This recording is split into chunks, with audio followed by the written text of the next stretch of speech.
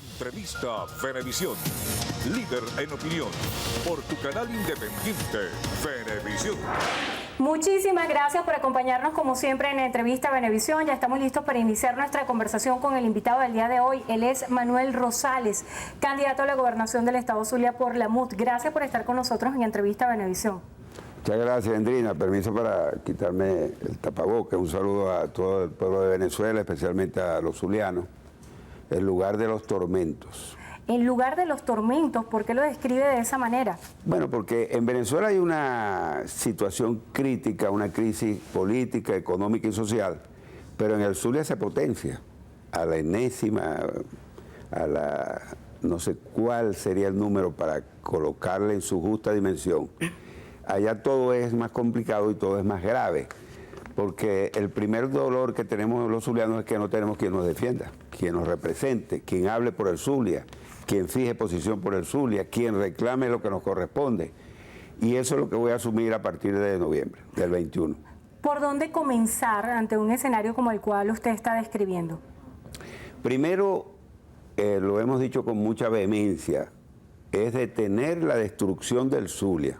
El Zulia lo han venido destruyendo por omisión, por negligencia, por falta de gerencia, por cualquier concepto o figura que tú te pudieras manejar o traducir. Y el Zulia, después de ser una potencia como Estado, como región, terminó siendo lo peor de Venezuela, en lo económico, en lo social, en lo político. El Zulia está irreconocible en todas las áreas, en todos los sectores. Nosotros tenemos dos diásporas. La gente que se va de Venezuela porque busca un mejor futuro, porque los jóvenes no tienen cómo estudiar, cómo trabajar después que se gradúan, los que se van porque tienen una carencia económica muy grave, que nosotros los respaldamos, los valoramos. Les enviamos un saludo desde aquí con mucho afecto. Estar fuera de la tierra de uno es muy doloroso. Y la otra diáspora es que del Zulia se va la gente para los Andes, se va para Falcón, para Caracas. Yo me los consigo aquí cuando he venido en cualquier farmacia, en cualquier lado. Se vienen porque huyendo de la doble tragedia que tiene el Zulia. El tema de los servicios básicos pareciera ser lo más grave, la intermitencia, por ejemplo, de la electricidad, sobre todo en un estado tan caluroso. Bueno, el tema de la electricidad es terrible, terrible, los apagones, la manera intermitente como se presta el servicio, y para ello nosotros no vamos a estarle recordando a la gente lo que ellos sufren. Nosotros tenemos propuestas concretas. Por ejemplo, Venezuela tiene dos tableros en este momento: la negociación integral para sacar al país de esta tragedia, de este drama, de este sufrimiento, que ojalá todos seamos iluminados para lograr ese punto y ese acuerdo para que Venezuela salga de esto. No es posible que Venezuela esté así, no es posible que Venezuela esté en estas condiciones. Y el otro tablero son las elecciones regionales.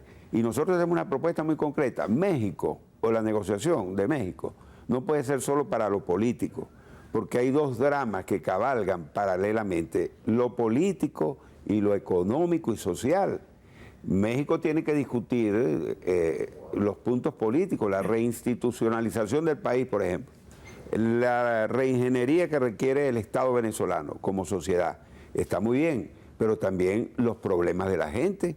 La gente está padeciendo. Yo se lo decía a un compañero dirigente político hace unos días que me decía o me insinuaba que nosotros no deberíamos participar ni hacer nada en estos procesos electorales. Y yo le dije, mira, una cosa es estar fuera del país. Hacer política. Estoy hablando de los exterior. dirigentes políticos, no de los venezolanos que se van por obligados. Y otra cosa es estar aquí.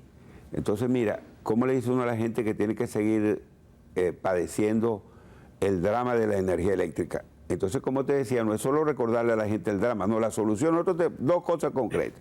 En México vamos a proponer a todos los factores. Ya lo hicimos con la CAF y no se concretó, estuvimos a punto, pero llegó la pandemia, las diferencias políticas, mezquindades de algunos del régimen y de algunos de la oposición. Nosotros propusimos las barcazas, era lo práctico, lo lógico en ese momento. Hoy no es la barcaza, pero son las máquinas de arranque rápido. Nosotros vamos a proponer allí una solución, no solo para el Zulia, son 7 estados que solucionarían el tema de la electricidad.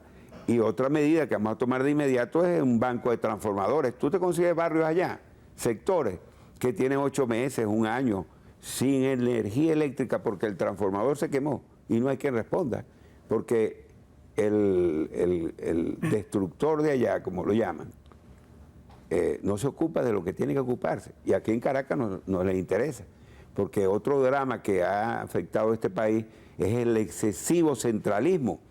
Aquí para solucionar, para comprar un cable, un bombillo en el Zulia, tienen que pedir permiso. Aquí para solucionar un problema del agua, tenemos un problema gravísimo del agua. Cuando llega el agua, llega sucia, agua llena de barro, algo inhumano, porque los sistemas de bombeo y de tratamiento, por piezas, porque 2 bombas están quemadas, etcétera, etcétera, no se soluciona, porque no hay quien se ocupe de eso.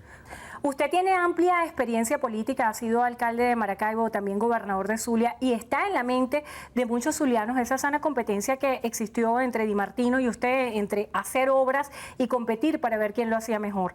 ¿Piensa usted que ese esquema se pudiera replicar en este caso?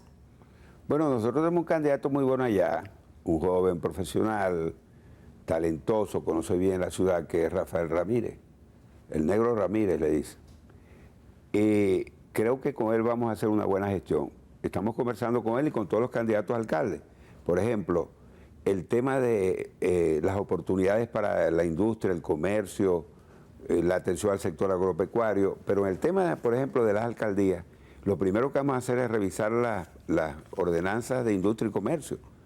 Es preferible cobrar el impuesto a 500 comerciantes que cobrarle a 30 comerciantes que terminan asfixiados, porque se avanza en el aumento de impuestos de manera desconsiderada, igual a nivel nacional. Los impuestos nacionales son terribles, pero allá se suma otro fenómeno. Entre bastidores y por debajo de la mesa también existe la extorsión. Las vacunas. Y las vacunas.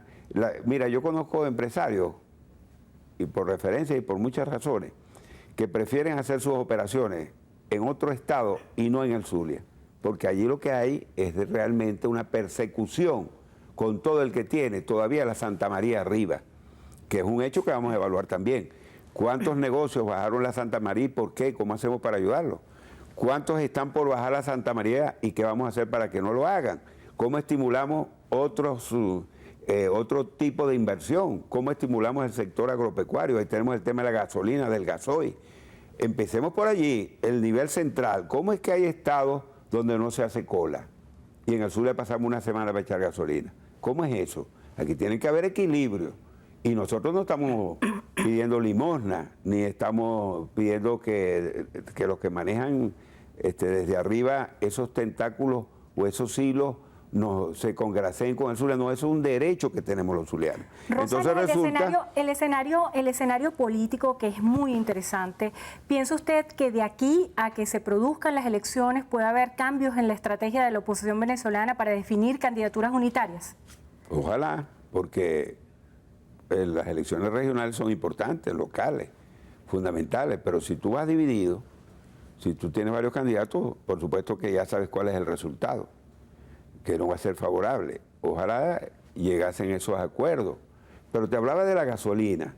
Nosotros vamos a exigir el cupo y el equilibrio para el Zulia. Pero además de eso, vamos a hacer la propuesta también para una importación parcial, circunstancial de gasolina. La tenemos cerca, porque no buscamos los mecanismos para solucionar ese tema. El sector agropecuario, el comercial, el industrial, la familia en general está afectada por el tema de la gasolina. ¿Cómo tú puedes pasar 3 días, una semana en una cola para colocar gasolina? Eso es algo fuera de lo lógico, de lo natural. Son soluciones que nosotros tenemos que orientar y que las vamos a llevar con mucho criterio unitario en razón de la necesidad de la región zuliana y de otros estados, pues no solo el Zulia. Nosotros tenemos otros estados que padecen más o menos la misma circunstancia, mientras hay otros que están favorecidos, bien bueno, ¿no? Tal vez los estados fronterizos son las que tienen condiciones más críticas. A propósito de esto, hay denuncias de homicidios en la frontera. Quisiera saber acerca de la situación de la frontera en Zulia, ¿cuál es la verdad o qué ha percibido usted durante los recorridos? La frontera del Zulia es como la frontera de Apure, como las otras fronteras, donde hay diferentes manifestaciones de toda naturaleza, delictivas, manifestaciones que están fuera y al margen de la ley y que tienen que ser atendidas. Pero tú tienes que tener organismos policiales atendidos también. Tú tienes que tener una política de seguridad, de prevención. No todo es pistolas y la parte coercitiva o represiva, también es la parte preventiva.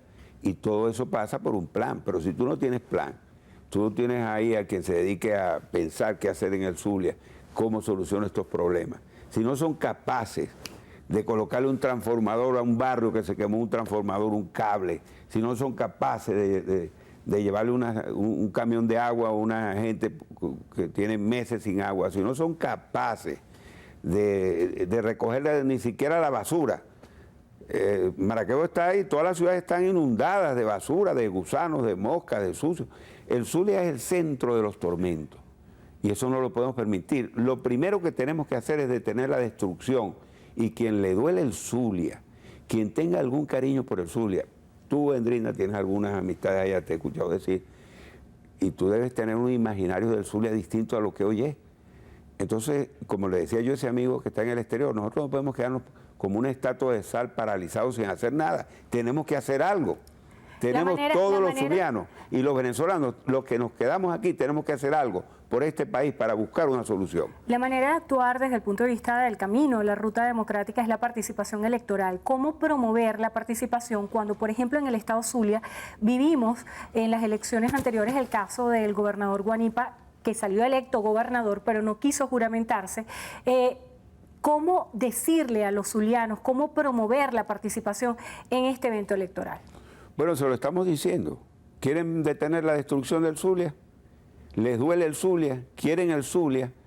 Ustedes son parte de nuestras raíces en honor a nuestros antepasados. Bueno, salgamos, participemos. La primera decisión es detener la destrucción. ¿Y cómo se hace? Votemos. Vamos a tratar de cambiar esto. Después, unidos todos, yo voy a ser gobernador de todos los zulianos.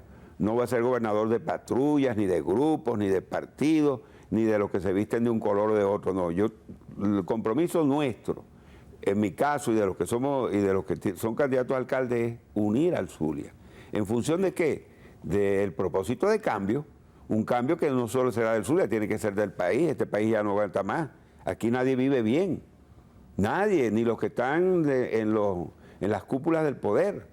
Ni ellos, ni su familia, ni nosotros, ni nuestra familia. Entonces, ¿hasta cuándo vamos a tener este país sometido a esta tragedia? Tenemos que buscar una solución definitiva. La presencia de observadores, expertos electorales de la Unión Europea en Venezuela, ¿piensa usted que es un factor que da más confianza, así como la misión de la ONU, para que la gente tenga confianza en la herramienta del voto? Totalmente, totalmente. Nosotros estamos preparándonos con nuestro ejército de testigos y miembros de mesa. Porque aquí hay muchos cuentos, que si la máquina se roba el voto, que si un señor por allá con otra estructura tecnológica te distorsiona. Todos esos son cuentos. El problema está en la mesa. Si tú no tienes quien defienda tus votos, con máquina o sin máquina, te quitan tus votos. De tal manera que tú tienes que prepararte para defender tus votos. Y eso ha sido demostrado. Cuando nosotros ganamos la 2/3 parte de la Asamblea Nacional, ¿por qué fue? Pues teníamos los testigos y defendimos los votos en la mesa de votación. Que por cierto, ahí hay trampas en algunos lugares que las hacen distintas. ¿Cuál es? No, que el elector tiene que ser acompañado. ¿Acompañado para qué? Para vigilarle el voto. Eso no se puede permitir. Otros que pretenden impedir que los testigos de los partidos de la oposición estén. Eso no se puede permitir. El que quiera ganar con trampa, o mirándole el voto a la gente, o colocando el paraván más bajo para que vean si escribió para la izquierda o para la derecha, o el tal carrusel que le dice, usted no meta su soporte que entrega la máquina, sino que me lo trae. Y con eso hace un carrusel. yo te lo entrego a ti, Endrina, y tú no vas a meter tu soporte, La papeleta. la papeleta emitida por la máquina, vas a meter esta y me vas a traer la tuya. Entonces así manipulan y humillan a la gente y lo obligan a hacer lo que no quieren.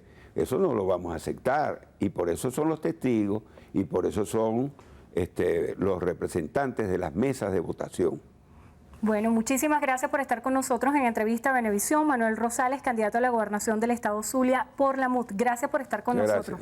Y gracias a ustedes también. No me quiero despedir sin antes enviarle un abrazo a todos los fieles de José Gregorio Hernández, hoy en su día, 157 años de su natalicio, testimonios de fe y de milagros que inundan Venezuela y el mundo con tanta devoción cristiana. Muchísimas gracias por habernos acompañado. Hacemos una breve pausa. Al regreso tenemos más de Noticiero Venevisión. Quédense allí que ya venimos.